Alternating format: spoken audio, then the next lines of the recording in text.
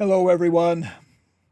I'm Joe Pratt, reporter for the Top News Daily and the Joe Pratt Podcast. And I wanted to weigh in on the recent debate between Donald Trump and Joe Biden. A lot has been said about it. It's been talked about a lot over the last couple weeks since it happened. And there were some observations that I had that hadn't been talked about, so I wanted to mention them here and give you my take on the good, the bad, and the ugly. First of all, just right off the top, I thought that Jake Tapper and Dana Bash from CNN did a wonderful job. In a way, I was surprised. I thought that they were fair-minded. I thought the questions were good. I thought the questions lended themselves to a debate rather than an interview. In my opinion, almost every interview I've ever seen, I'm sorry, almost every debate I've ever seen, whether it's the Democratic primary debates, the Republican primary debates, the presidential debates, most everyone I've ever seen since Ronald Reagan is when I started watching those, have really been interviews. They haven't been debates. They're more about asking questions that a lot of times are in the news cycle and then having that candidate respond to how they feel like, how they would answer it. And there was some of that in this debate, but there was actually some actual debate, and some of that was because of the questions that were posed by Jake Tapper and Dana Bash. And I thought that they really did a good job, and I thought that they made it. They controlled it very well. I thought both candidates actually were respectful of the rules. They didn't continue talking for long periods of time after their time had expired, things like that. In fact, in almost every case, there was time left over. Anyway, so I just want to go through some of my observations, the good, the bad, and the ugly. Okay, I want to talk about the good I saw from both candidates, some of the bad that I saw from both candidates, and some of the ugly. But first of all, just a couple general observations. Both candidates answered the questions. I've noticed a lot of times, especially in the primary debates, that they skip around the question and don't ever answer it. Some of that was Jake Tapper and Dana Bash going back to the question. There were many times they said, President Trump, you have 47 seconds left. The question was, can you address that? And then he went back to it. And the same with, President Biden, you have 67 seconds left, back to the original question so that they could answer that. Both candidates used the first part of the question very often to refute what the candidate had said in the previous question. And sometimes they would get around to that particular question they'd been asked, and sometimes they didn't. Both candidates talked in absolutes. There was a lot of this, you are the worst at this, you are, this was terrible, you haven't done a thing for this, you hate the military, whatever it was. And I thought those were absolutes that were exaggerations. We see this in politics a lot. That's one of the things that people hate about politics. But both candidates talked in absolutes rather than accuracies. Both candidates seemed to talk in sound bites. They didn't have a complete paragraph that followed a line of thinking. They would just state 3 or 4 quips here and there that kind of stated their opinion or that had talked about statistics. It's become very common for candidates to throw statistics out there because, number one, the average person doesn't check to see if they're accurate, and it sounds good. And in my view, most people that vote for a candidate, sometimes if they made that decision who to vote for from the debate, it happens because of this. They say, that candidate seems to know what they're talking about. So I'm going to vote for them, even though the person has no idea what they're talking about. There are very few people. There are a handful. There are very few people who actually know all the issues well enough to know whether a candidate is being truthful or whether they're exaggerating or whether their position is viable or workable or whatever. And so, anyway, all that being said, let me jump in. They had 19 questions during the course of the debate. Let me make sure that's right. Yep. Oh, no. Well, and 20 was the closing statement. So 19 various questions. I'm going to be going through these just real quickly to mention what some of the candidates said and some of the things that I thought were good or absurd. Very first question was about inflation, okay? And that was kind of directed towards Joe Biden because they mentioned that under his administration, groceries, apparently there was probably some study, there was $100 worth of groceries during the Biden administration had grown to cost over $120. So that's a minimum of a 20% increase just in groceries. And they also mentioned 30% increase in housing. And the question was, what do you say that when people say they are worse off under your administration than under Trump? So Biden talked about, well, the problem is because of the pandemic, Trump put the economy in free fall. So it was in free fall. We did all that we could do to get it back out of free fall, and now the economy is doing so much better. That was an exaggeration. It was not under free fall. There were some things, jobs were one of them because a lot of people were required to shut down. Businesses had been shut down because of the pandemic.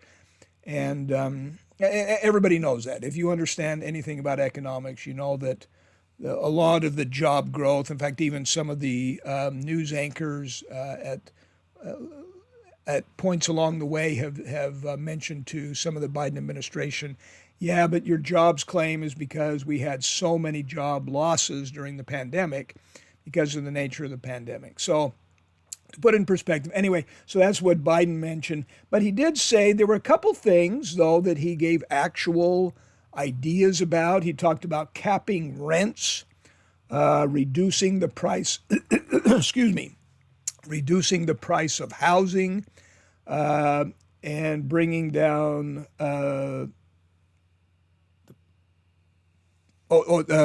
bringing down the price of prescription drugs. My thought, though, and this is true with both Trump and Biden because they have both been president, if you're proposing something now, why haven't you done it before?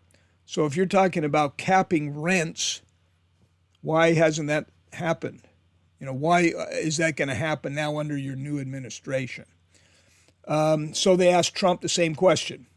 He made mention that the stock market was better when he left office than it was pre-COVID. That is true. And then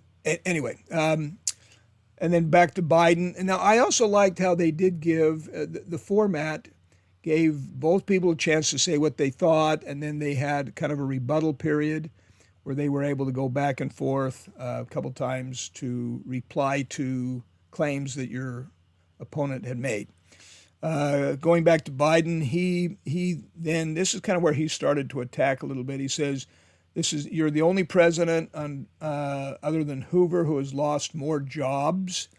I haven't fact checked that. I'll take it at face value. It sounds reasonable, again, because of the COVID. I think, the COVID pandemic, but I think people understand kind of why that's true. And then Biden came up with something. Then he said, I'm the only president this century. So he kind of got away from inflation and went into the military. And then this kind of started a military debate between the two of them. He says, I'm the only president this century, and then he corrected it, this decade that has no troops dying anywhere in the world. There were some that died in the Afghanistan pullout, so I don't know where he's getting that, if that was an exaggeration or if he was just. So one thing I've noticed about politicians in general, and Trump and Biden are no exception, they'll just make a claim and then assume that people believe it. And I think it's so important to take a little bit of time to do some fact checking. The nice thing about having it recorded is people can go back and fact check. Anyway, that's just not true. Anyway, moving on. And this is where so the military got introduced at this point. The next question was the national debt.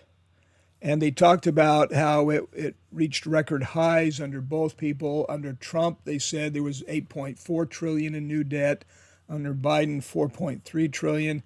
I've looked this up on many sources, and the numbers are a little bit different depending on the source you get. So, but apparently from every source I've looked, it was true that Trump has more debt than Biden. Now, Biden's term is not over, however, so that might change.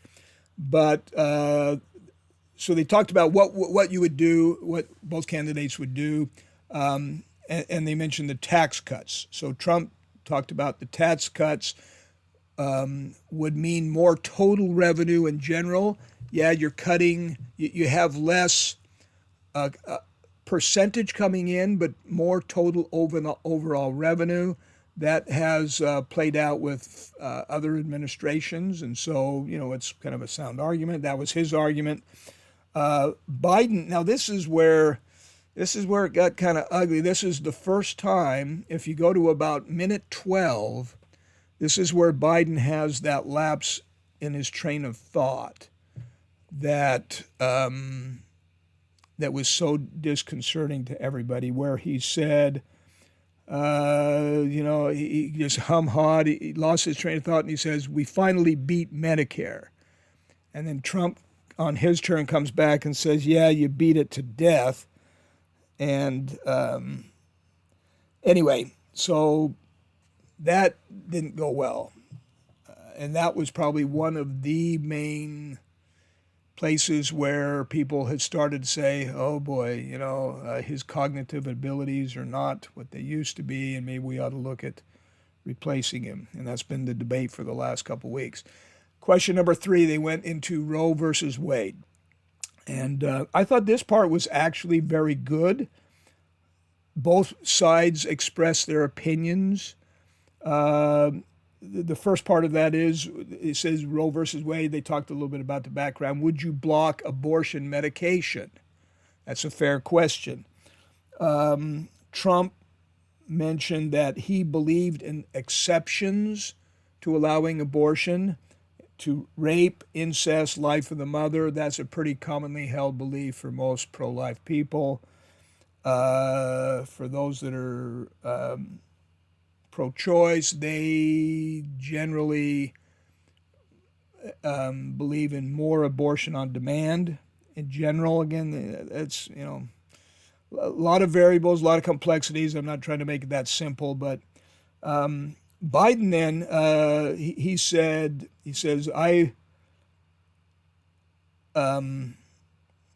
the vast majority of scholars supported Roe when it happened. I've been trying to research that. That's kind of a nebulous thing that has been hard to debate, to find support for. And then Trump made one of his absolute statements, which is just crazy, and says, he said something like, all legal scholars agreed that Roe versus Wade was a bad decision. That's just not true. That all legal scholars, he was, it was again prone to exaggeration. The question number 4 was similar in that, do you support any legal limits on abortion? That's a fair question.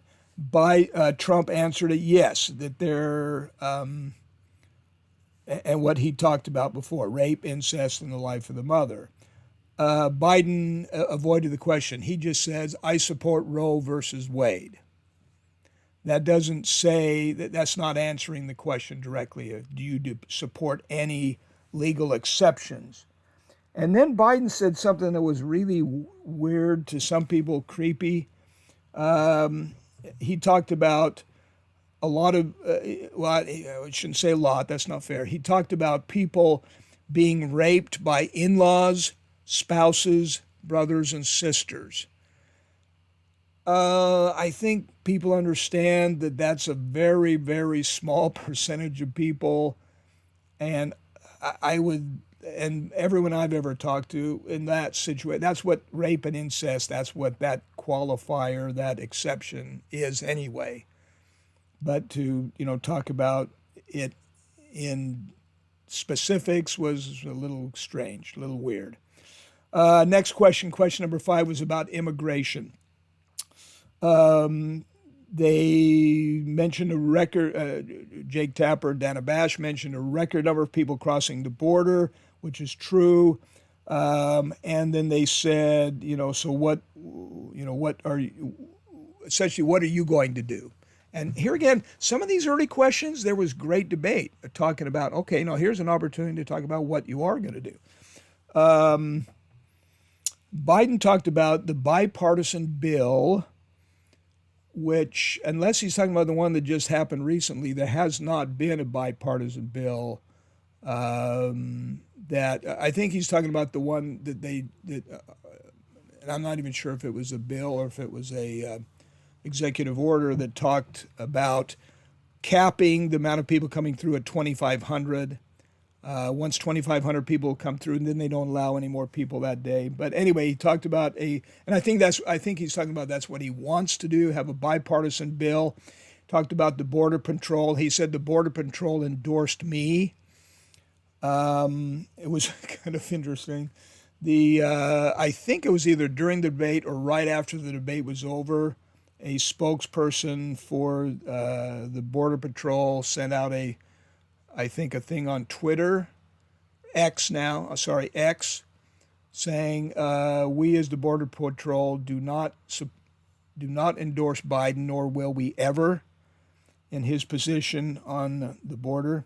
Biden talked about the cages. Those cages have been around since Obama's time, so that was a demagoguery thing, trying to appeal to people's sympathies. Trump, he just mentioned all that Biden had to do was leave it alone. He didn't have to, things were, we'd put things in place to curb that, and all he had to do was leave it alone. You didn't. So then the next question 6, was about deporting everyone. Do you want to, and they kind of directed this to Trump, do you want to deport everyone? If so, how? And then so Trump did not answer this question.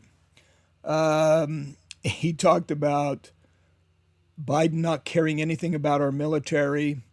Again, I mentioned that they kind of hinted around about the military earlier, and so I think he was rebutting that.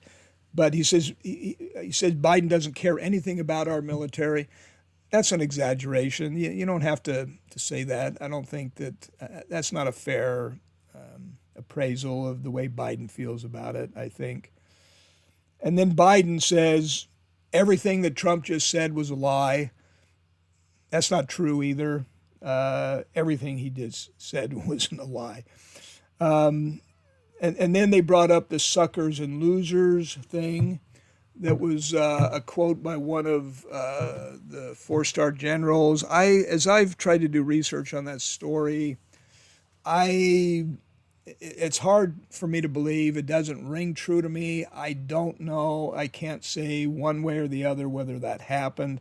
Trump, for his part, denied that he said that. And typically Trump doesn't deny something unless he actually did deny it or actually doesn't believe it. He generally is not afraid to say, yeah, that's how I feel about it. But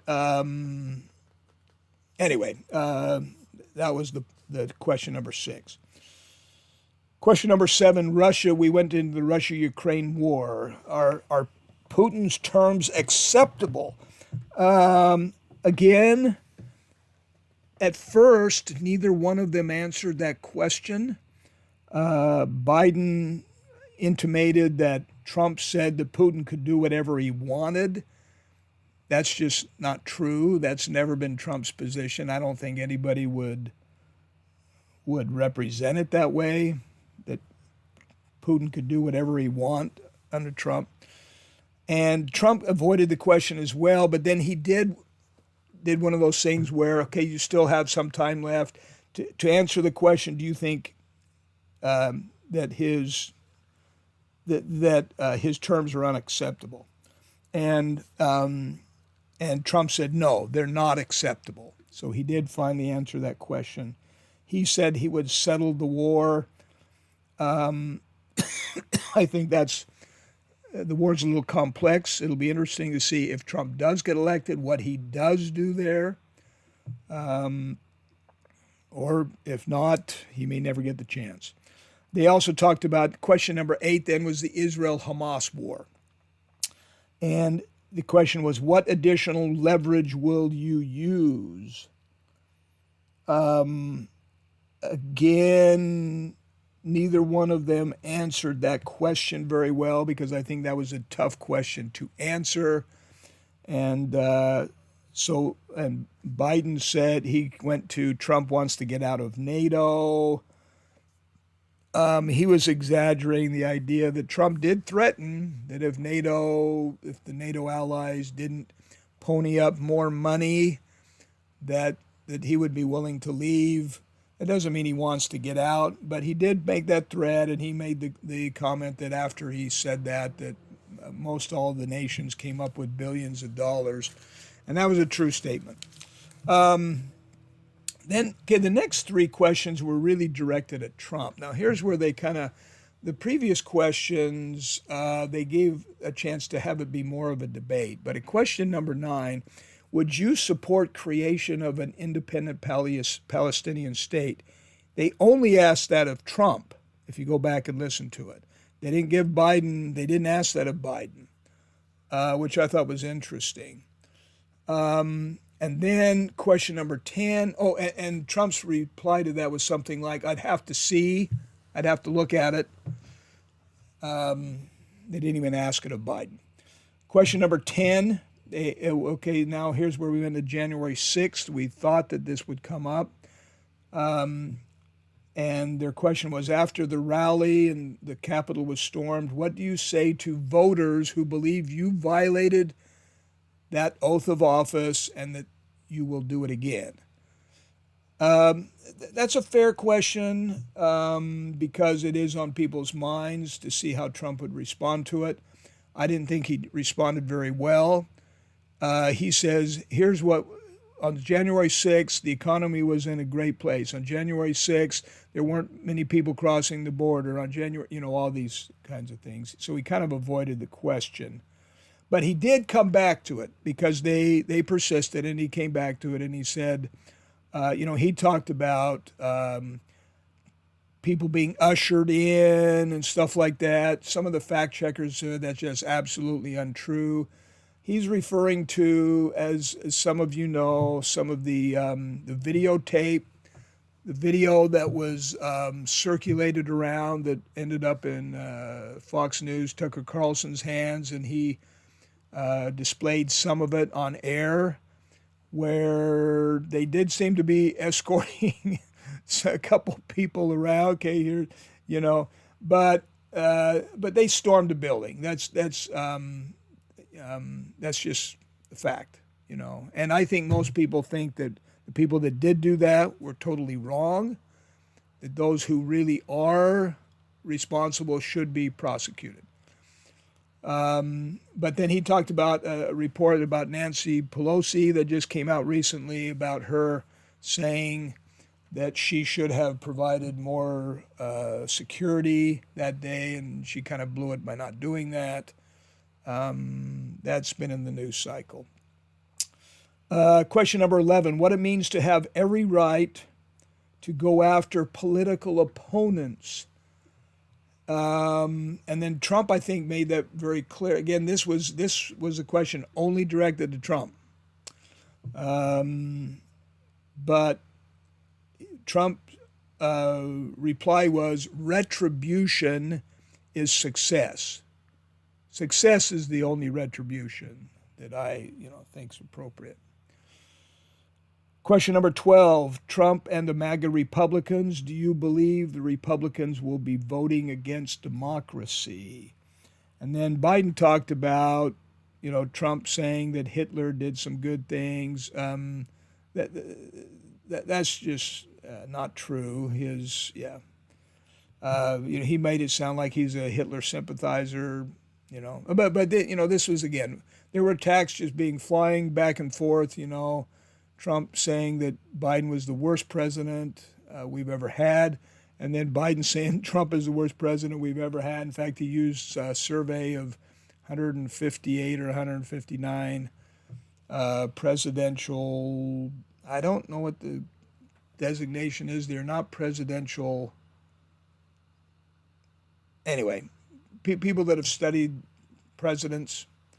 I wouldn't say scholars. I think trying to use the word scholars. I'm not sure if that's accurate, but there was a survey done and that showed Trump as the worst. I've been looking up other surveys, and Trump's not the worst. But in fairness, to report accurately, the ones that I've seen do show Biden listed higher on that list of presidents. But it's kind of like doing the 100 greatest movies of all time. You're going to have people debating forever, whether this president is, whether he should be number 10 on the list or he should be number 25. When I looked at some of these lists, I thought this is way off base. But anyway, that's just me. Then they went to, question number 13. They went to black voters, Black voters. What do you say to black voters who are disappointed because you haven't made more progress? This was kind of directed to Biden. And then at first Biden said, well, we have. We made this progress. We've done this and this and this for him and everything. And then, again, there was time left. And then Dana Bash, I think, was the one that asked. She goes, again, you've got a few minutes left. What would you say to those who say that we haven't made enough progress? And then I thought Biden actually did a good job at that point of saying, well, I'd say I can understand why you'd be disappointed. That's a lot better answer. But he says, I don't blame them for being disappointed. And then he blamed it on Trump. He said he decimated the country. We inherited the chaos, and it was terrible and everything. We've been putting it back together. Trump was the reason why it was that way to begin with. And then Trump, for his rebuttal, said Biden was the one that caused inflation. It was his policies that caused inflation. And then Biden said in this, and I don't know how we got there, when we're talking about black voters, but Biden says he wants to cut the cops. We put more police on the streets. I haven't fact-checked the numbers, but I can tell you definitively that Trump doesn't want to cut the cops, the number of cops we have on the streets. In fact, that's been that was just one of those things that he made a statement, assuming people are going to believe it. Question number 14. They talked about the climate crisis. That 2023 was the hottest year in history. Will you take any actions to slow the crisis? And then, so Trump went first there. He says, let me go back to the police and the help for black people. So then he wanted to rebut what Biden had said about the police and helping black people. So the climate crisis, we didn't really get good answers from either candidate on that, to be honest with you, or what they're going to do. They did talk a little bit about the Paris Accords, that kind of stuff. Question 15, Social Security. One thing that you can do to keep Social Security solvent. That's a good question. Biden said, make the wealthy pay their fair share. The problem with that question is the wealthy don't, I mean, everybody pays the same amount of Social Security based on earned income. Now, it is true that the wealthy a lot of times will take, they don't have earned income. They will have distributions from their investments that they live on. And that was where Warren Buffett was saying that he pays less tax than his secretary does for that very reason. So if that was the point he was trying to make, okay, that's one idea. But the fact that they don't pay their fair share of Social Security, they also don't get Social Security unless you paid into it. It all is based on how much you pay into it. So that kind of didn't make a lot of sense, but at least he came up with something, rather than bashing Trump. For Trump, he talked about keeping illegals out of the system, that they're distorting the Social Security system because they're drawing Social Security and they shouldn't be. Okay, that was his premise. Question number 16 was about child care. What would you do to make child care more affordable? This, I think, is a terrible question. It's because what is a president going to do? How does a president have the ability, unless you're going to introduce some kind of legislation? And I thought it was a poor question. Trump went back to that Biden doesn't fire anyone, that there's people he should have fired. Again, back to a previous question. Biden said, we are the finest country in the world. Oh, this was interesting, I thought. And this is where Biden said that the 159 scholars said that you are the worst president we've ever had. Biden early on question number 1, said that Trump is the only person who thinks we have the best economy in the world. And then later on, Biden says we are the finest country in the world. Well, of course, he didn't talk about the economy. He says we're the finest country in the world, and Trump doesn't think so because he's talking about all these problems we have. Biden, to his credit, talked about that we could have a child care tax credit or increase the child care tax credit. Okay, so that's a real idea. That's not just bad-mouthing Trump for the 159 people that think he's terrible. Okay. Oh, and then Trump says that Biden wants to raise taxes, and then Biden defended his position by saying we didn't raise taxes on anyone making less than $400,000 a year. And then Biden said that Trump had the largest deficit in history. That actually is true with, no, it's not true. Obama had the largest deficit in history. I looked this up. Trump had, according to this one thing, $6.7 trillion in new debt, and Obama had almost 7.6 trillion added to the deficit. So again, that wasn't true based on what I'd researched. They talked about question number 17. They talked about the opioid problem. What would you do to help those with addiction? Okay. Trump went back to he wanted to finish up on China and the deficit they talked about, and then finally he got around to the border problem and fentanyl and all that kind of stuff. And if we don't have people coming across the border illegally, we will have less drugs, and that should help the addiction problem. Not a bad idea as far as systemically what could be done, because individually there's probably not a lot the country can do, but systemically there probably is.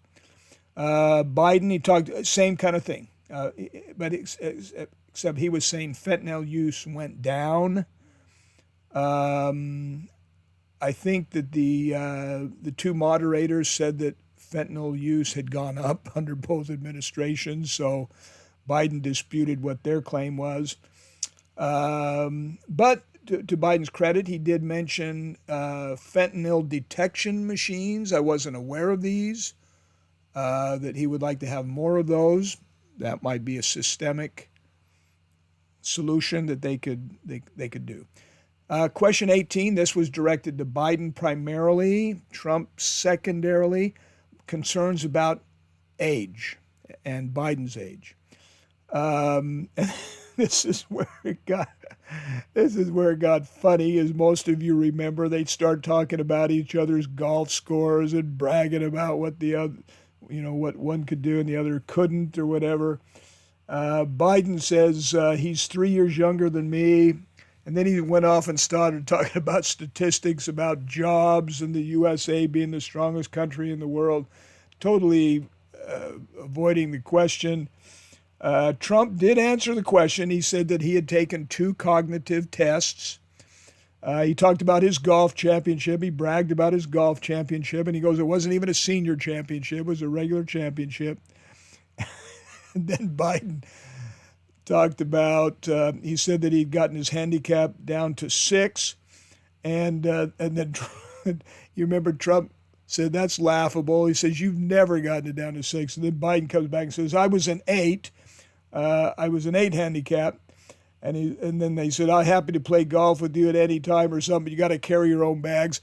And that was actually a great comment by Biden. I thought that was very classy. I'll play golf with you any time, but you got to carry your own bags. And then Trump said he couldn't hit the ball 50 yards or something. The last question before their summary was, do you accept the result? Okay, accepting the results of the election. And they talked about political violence in any form is totally unacceptable. Would you accept the results regardless of who wins? Trump said, now he didn't say this initially, but he did say, of course, I believe it's totally unacceptable. And he mentioned a couple times that he said during January 6th that they should protest peacefully and legally. And then they also talk about the military. Let's see. And then Biden says that, Trump also said we're close to World War III. He did say, yes, I will accept it if it's a fair, legal, and good election. Absolutely. He said absolutely. And then Biden said, talked about Trump told Putin he could do whatever he wanted, and he called him a whiner. You're just a whiner. Both men leveled, pretty sarcastic, caustic threats at each other. There was no shaking of hands before or after the debate. When you look at some of the earlier debates between presidents, there seemed to be good sportsmanship. There was shaking of hands. They would talk to each other, briefly before or after. None of that in these two. These two hate each other, I think would be fair to say. And then they came up with their closing statements. They didn't give them a chance to maybe say anything positive about each other, but it was, the ugly part was that it was both men attacked the other and attacked both their character and their policies and their aptitude as well. But anyway, those are my thoughts. I think that people choose a president based on how they sound. This guy sounds like he knows what he's talking about, rather than here's what this guy believes, and I am going to support that person for this reason. There's a few, but I think the majority think that way. Anyway, leave a comment down below as to what you think, and thank you for joining me. I'm Joe Pratt.